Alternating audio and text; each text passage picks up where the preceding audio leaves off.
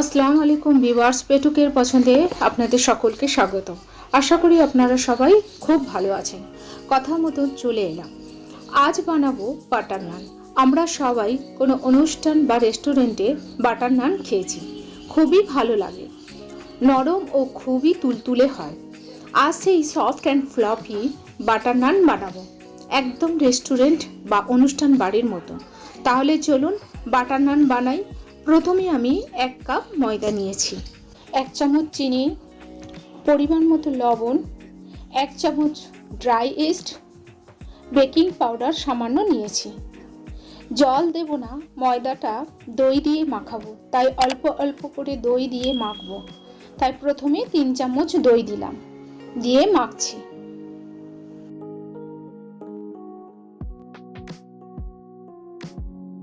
আরও 3 চামচ দই দিলাম। নরম করে মাখতে হবে ময়দাটাকে।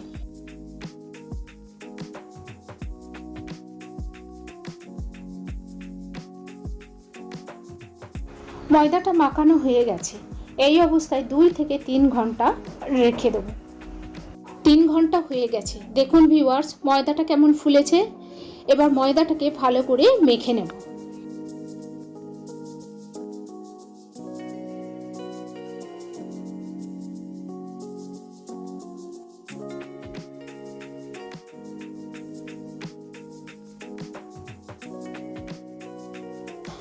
মাখানো হয়ে গেছে। 2 চামচ তেল দিয়ে দিলাম, মাখিয়ে রেখে দেব আরও 1 থেকে 2 ঘন্টা।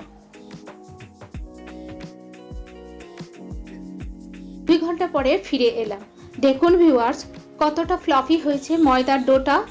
একটু মাখিয়ে নিয়ে লেচি কেটে নেব।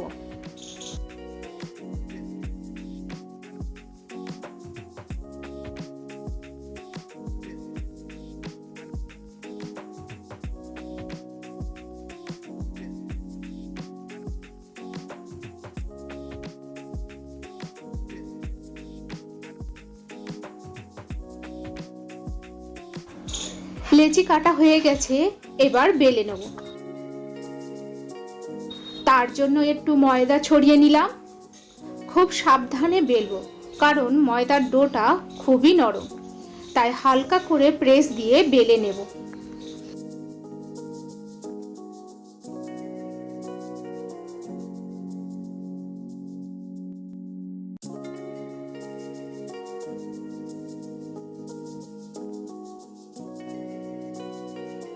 একইভাবে সবগুলোকে আমি এইভাবে বেলে নিচ্ছি। বেলা হয়ে গেছে। এবার আমি নানগুলো সেঁকে নেব। তার জন্য আগে একটা ছোট্ট কাজ করে নেব। 2 চামচ বাটার নিলাম ও 1 চামচ ধনেপাতা কুচি নিয়ে ভালো করে টস করে নিলাম। পরে এটাকে নানের উপরে গ্রেস করে দেব। গ্যাসেতে প্যান বসিয়ে দিয়েছি, গরম হয়ে গেছে।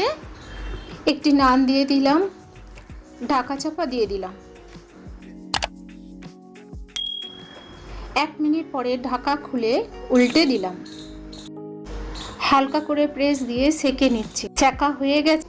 এবার নানের উপরে বাটার ও ধনেপাতার মিশ্রণটা দিয়ে স্প্রেড করে নিলাম। বাটার নানটা হয়ে গেছে, তুলে নিলাম। দেখুন ভিউয়ার্স, একটু খেয়াল রাখবেন, গ্যাসের ফ্লেমটাকে একদম লোতে দেবেন। যদি হাই ফ্লেমে দেন তাহলে দুদিক লালচে হয়ে যাবে, কিন্তু ভিতরটা কাঁচা থেকে যাবে। আর নানগুলো যখন সেঁকবেন তখন খুব হালকা করে প্রেস করবেন। একইভাবে আমি সবগুলো করে নিয়েছি। দেখুন ভিউয়ার্স, কি সুন্দর হয়েছে বাটার নানগুলি, নরম ও খুব তুলতুলে হয়েছে। নানগুলি খুবই গরম, গরম থাকতে থাকতে আমি পরিবেশন করব। আপনারা বাড়িতে এইভাবে তৈরি করুন, আর কেমন হয়েছে আমাকে কমেন্ট করে জানাবেন। ভিডিওটি যদি ভালো লেগে থাকে তাহলে subscribe, like, share and comment করবেন। আবারও দেখা হবে অন্য কোনো রেসিপি নিয়ে। আপনারা ভালো ও সুস্থ থাকবেন। আল্লাহ হাফিজ।